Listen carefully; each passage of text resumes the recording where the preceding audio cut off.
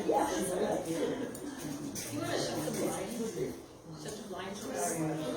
you shut the blind? Thank you.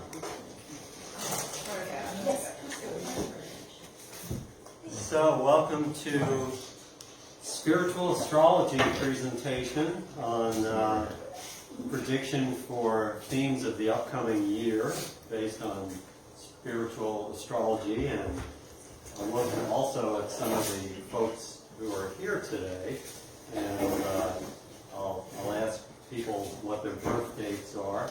But as I'm giving the first part of this talk, I'd like those of you who might be interested in having me give a brief theme based on your birth date to fill out your name and your birth date information on this sheet. We'll pass this around.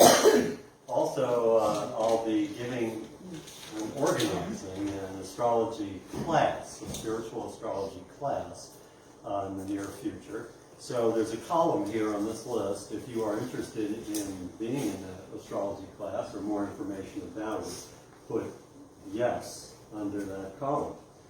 So we'll start this around. Here's a pen. So I'd like to thank Russ for providing this house and this wonderful spiritual facility for a community here. And also I'd like to express my gratitude for those of you who've been a part of the spiritual community, whether it be at Center for Spiritual Living or in other avenues in which we've shared connection, including over at Affogatos. So, first of all, I'd like to ask just a very fundamental question for people who are here. No one needs to be on the spot, but raise your hand if you'd like to answer. Why are you here today? So that's the question. The answer can be all sorts of possibilities, but why are you here today? Simply curiosity. Okay.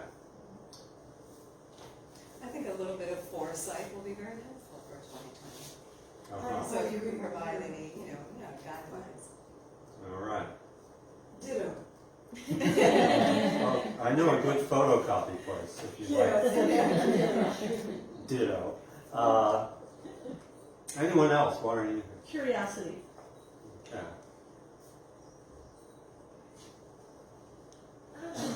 I think, most of us in this room can feel things that are going on in the environment, but it's really helpful to know trends of the forces that be. And why would you want to know that? Are you afraid of the possibilities that might occur, or looking forward to them? No, it's more of being aware and prepared. Okay, prepared. And prepared spiritually, especially. All right.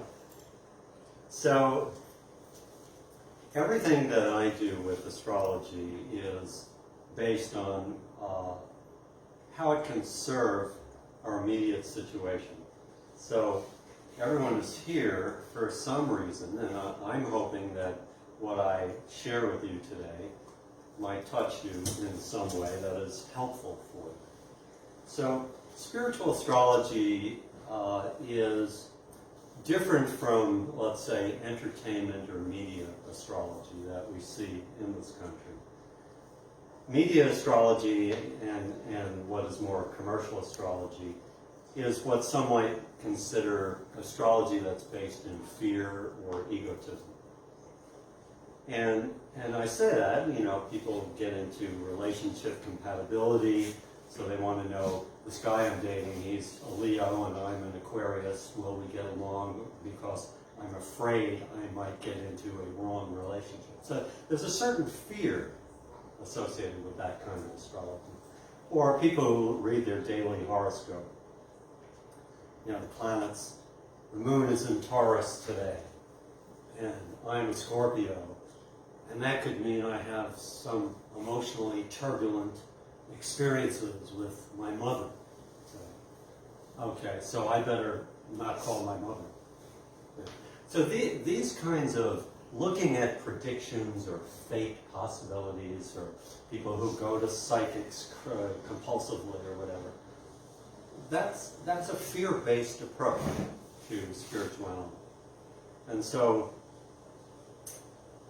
spiritual astrology has evolved. And by the way, what we're looking at here, if a baby was born right at this minute, this would be their birth chart. This is a real-time display of where the planets are right at this second. And so, see, I chose to do this event because I know I have some favorable planets in position vis-a-vis my astrology chart. That would lend towards a favorable experience today. I might do this on another day, which is a less favorable experience, but it's one I can learn from. So I'm not afraid of wherever planets are going to be, but they can be instructive in terms of what's my life about at this time, or at any point in time. So spiritual astrology is based in the original dissemination of spiritual teachings that have grown out of the ancient Hindu and Vedic perspective, which comes from the Bhagavad Gita, the Upanishads. And it's also grown out of the ancient Hebrew Kabbala. So it's both been Western and Eastern in that sense. Now what's the point? So why are we here today? So the point is that astrology is another tool, another symbol, another kind of more constructive perspective on why you are here and what your soul growth is about in this life. Why am I here today or in this body? So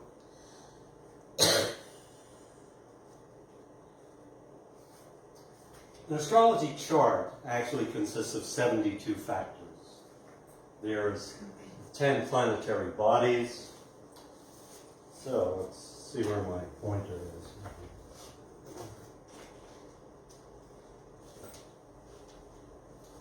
So we have Mars, Jupiter, Mercury, Sun, Saturn, Pluto, Venus.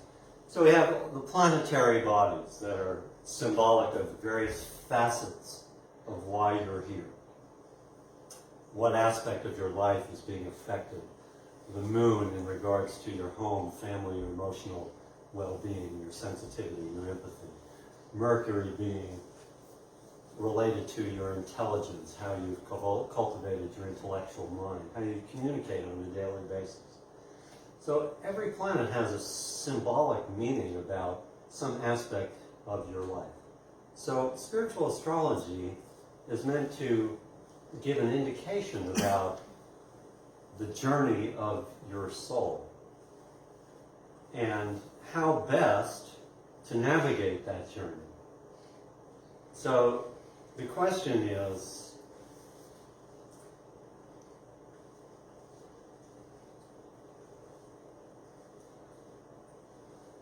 why bother? Why navigate the journey? So that if people get out of denial about why they're here, they'll come to realize that the soul is on a journey through many lifetimes. Now, you don't have to believe this or believe in reincarnation. If anything, a person can just hear about their chart as it shows the lessons they have in this lifetime, and if they're going to go home to Jesus at the end of this life, and this is a one-shot deal, heaven, hell, or purgatory, fine, you can, that's good for you. But the truth of these teachings is that we live many lifetimes, and the universe is actually a very loving, gentle place for us to evolve our soul through many lifetimes. One person may actually just learn in this one lifetime how to be patient with other people. Another person might learn simply how to be more diligently engaging self-care so that they know how to set good boundaries, get a good night's sleep, not work too much, and eat a good diet. That may be it for their life. Another person may be here to just learn how to get a job and make an income. No big deal necessarily, but the big deal is, and if you want to accelerate your soul growth, then you get out of denial about why you're here. Curiosity is good, okay, but curious about what? That's just rhetorical. So, curious about who's this Althazar. So curious about what?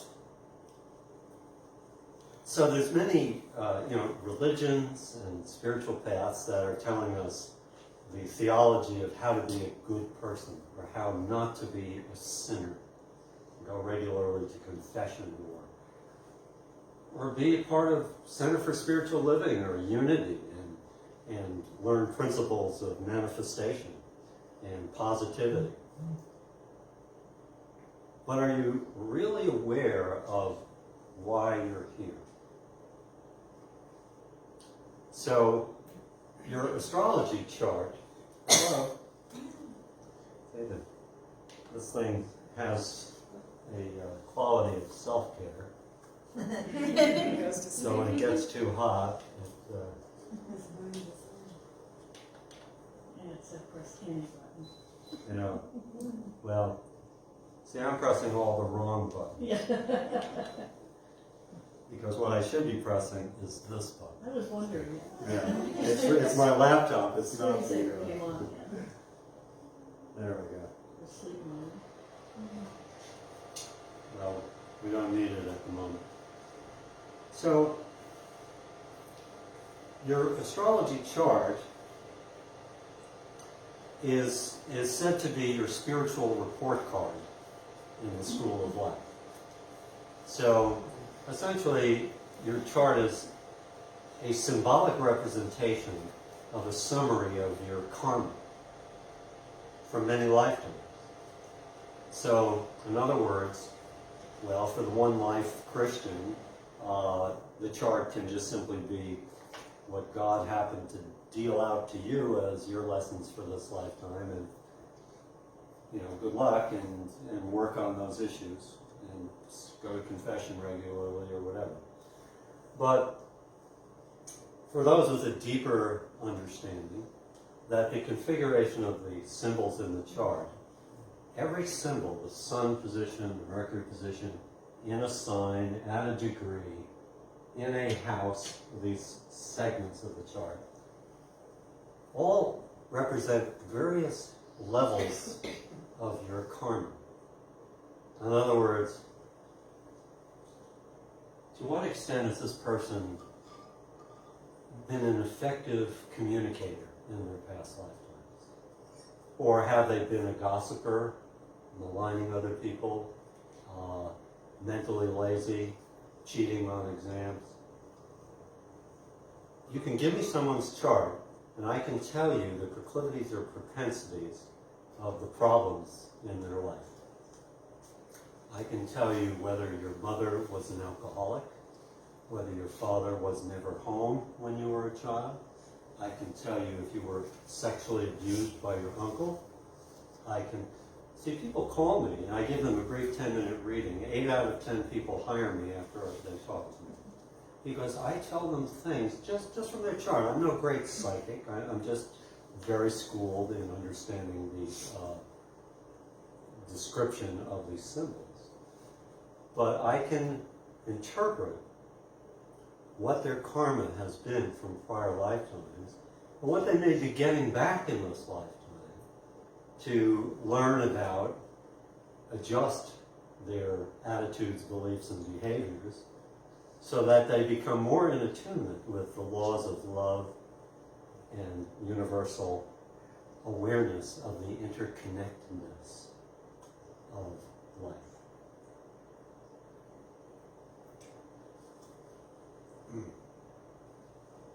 So what is the point? So to get out of denial about what your hard karma is, lends towards actually you're experiencing greater peace of mind, harmony, happiness, prosperity, and health in your life. Because the basic goodness of the universe is joy. And the obscurations that we have based on our negative attitudes, beliefs, and behaviors on various levels block that.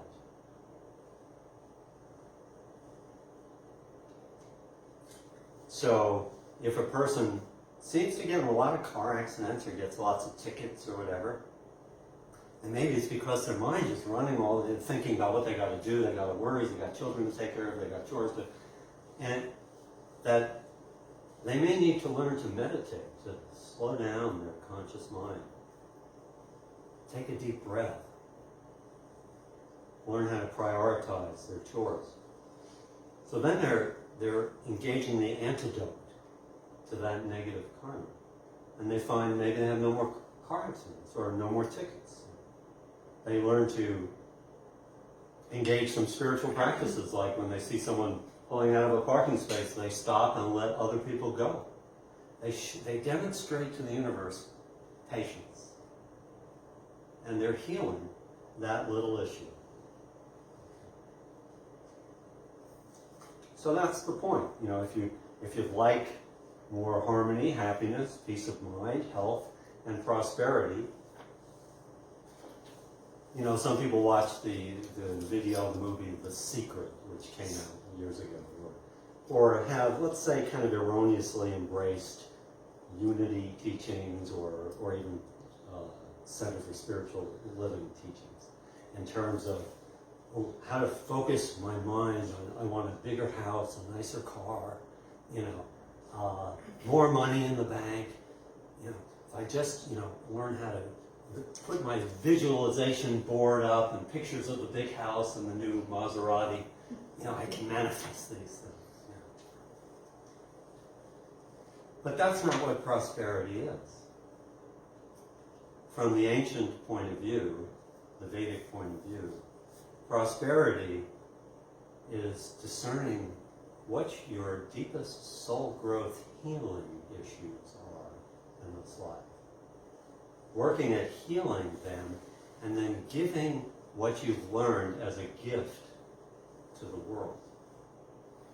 And when you do that, all the power of the universe comes through you and you are naturally provided for. You may not be a millionaire.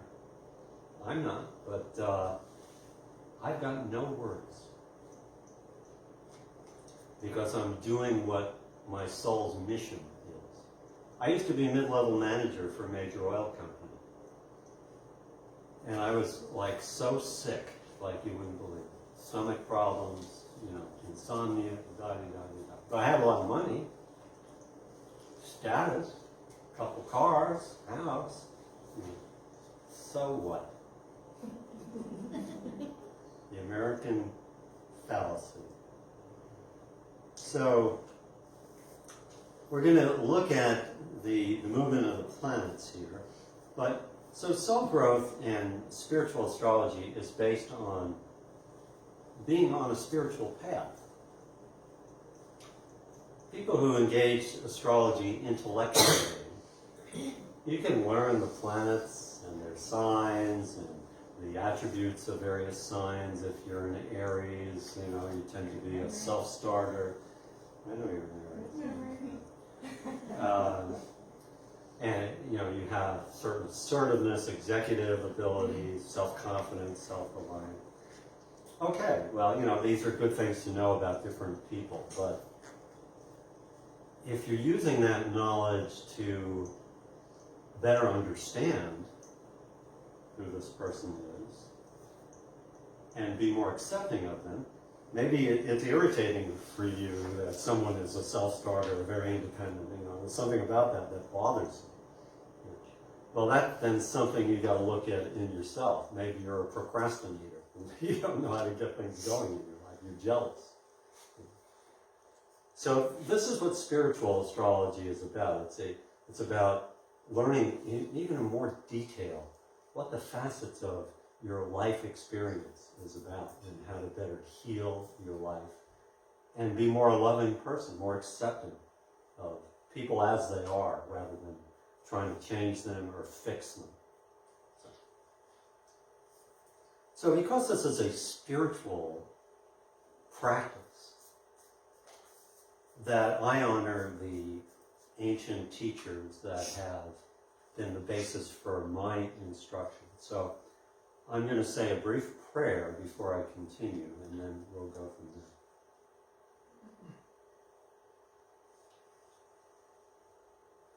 Heavenly Father, Divine Mother, friend, beloved God, may thy love shine forever on the sanctuary of my devotion. May I be able to awaken thy love in all hearts. May I honor the origin of these teachings. Hare Krishna, Hare Krishna, Krishna Krishna. Hare Rama, Hare Rama, Rama Rama, Hare Hare.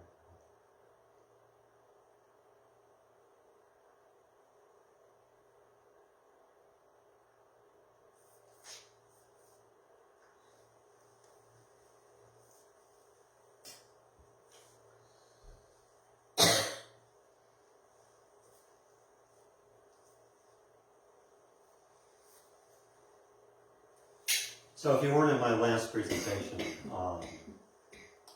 just a little bit about my background. You can grab a brochure, and that also shows what that is. But essentially, I've been an astrologer for over 30 years. I started out as an astrologer because essentially I was an atheist and a complete skeptic of anything metaphysical or spiritual, especially astrology. Isn't it interesting how sometimes the thing that is most challenging for your being or consciousness might be the actual path of your liberation. So eventually I studied with international astrologers, and my skepticism still exists to some extent even today. But now I had to go to 5 international astrologers for them to all tell me the same thing about me and my healing issues. Things like my father would commit a federal crime when I was a child and he would go to prison. Each of those astrologers indicated my father probably went to prison when I was a child at some point. And there was a reason, a deep reason why I needed to forgive my father. My father was also a very good man and did lots of good things, but at any rate. So, I have studied Vedic astrology, Chinese astrology, Western astrology through the ancient Kabbala. I have studied Buddhism, yoga through the Hindu path of self-realization and Paramahansa Yogananda. At one time, I explored becoming a Catholic priest. I was baptized as a Catholic. I was raised Jewish. And so basically, I've read the Quran. So I have studied all the major religions and spiritual paths. So I don't promote any path. I was also going to be a Buddhist monk at one time. So, but basically, I'm a universalist and honor whatever path your soul growth seems to resonate with. And that's often indicated in your astrology. I also have a Bachelor of Science degree from the University of California. As far as other professions go, I've been a guidance counselor for students at junior college. Before I went back to school, I was a professional auto mechanic. I had my own auto repair business in Berkeley, California.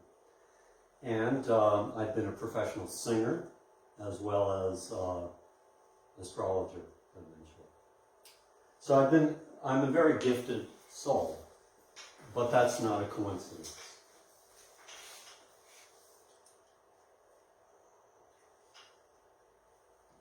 So, just to highlight one side of my gift, I'm going to sing a song about karma. And then we're going to get into talking about what's going on in the United States at this time, and also what might be going on in your charts. Has that little sign-up sheet? Oh, there it is. Thank you.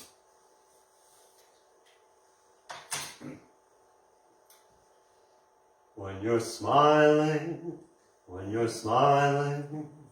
the whole world smiles with you. When you're laughing, the sun comes shining through. But when you're crying, you bring on the rain. So stop your sighing, be happy again, keep on smiling. 'Cause when you're smiling, the whole world smiles with you. Come on, Russ, let it go. Yeah. We want to see Keith. There we go. Oh, man. Happy face. That was tough coming, man. It's got a lot of responsibilities here. That was about karma. So we're going to look at the chart first very quickly of Mahatma Gandhi.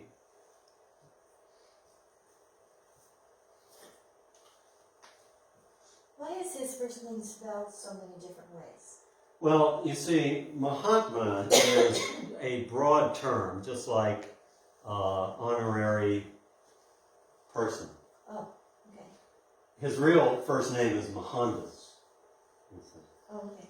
But because of his stature, he was given, so President Nehru could be called Mahatma Nehru. Oh, I got it. You So see, it's Mahatma is not his first name. Right, Right. Mohandas is his first name. Got it. So, just quickly, in terms of an astrology chart,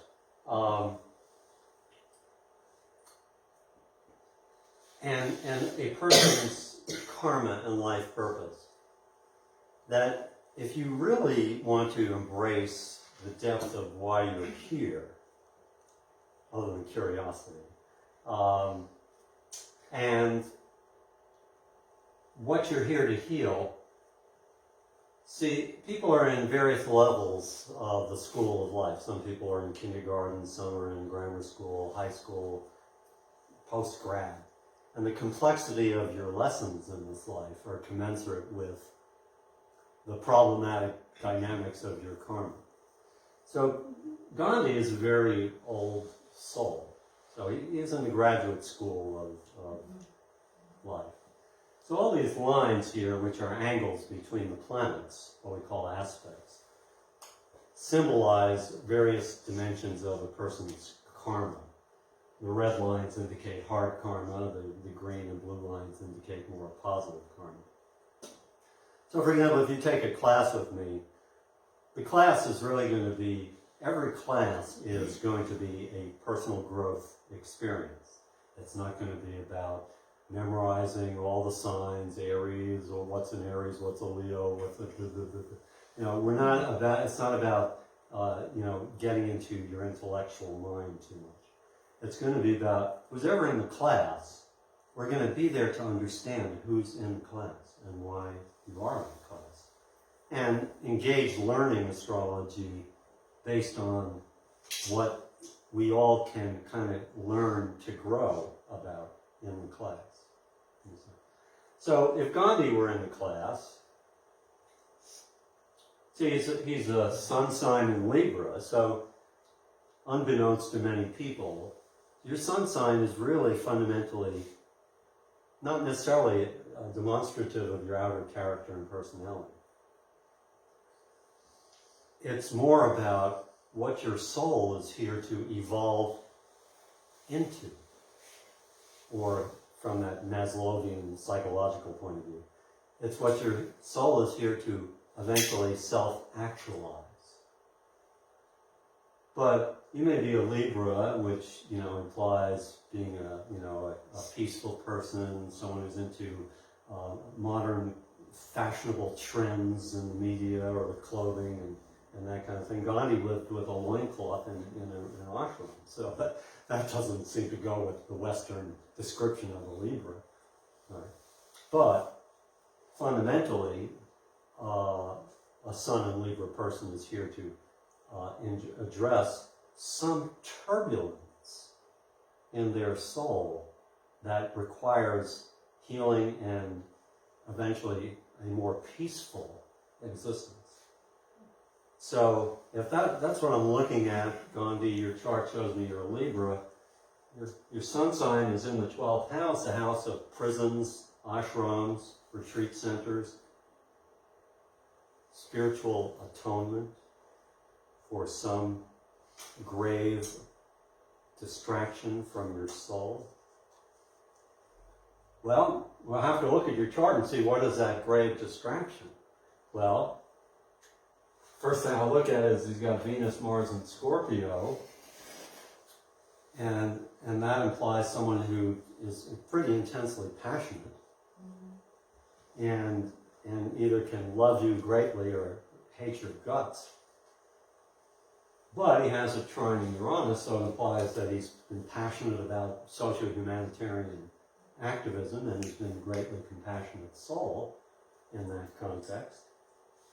But he has some lifetimes opposite Jupiter-Pluto, which implies that he has been a political, religious, violent terrorist, fanatic, along the lines of, let's say, today's example, ISIS types, suicide bombers for the caliphate.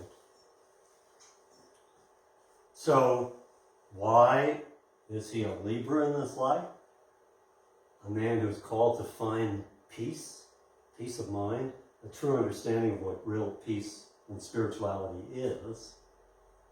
So he is called to antidote or heal this problem by being the personification, first house, that means him, his body, his being, his whole essence, to be the personification of nonviolent, peaceful resistance to economic, political, and spiritual violence and exploitation. And when one embraces the antidote to their karma, the power of the universe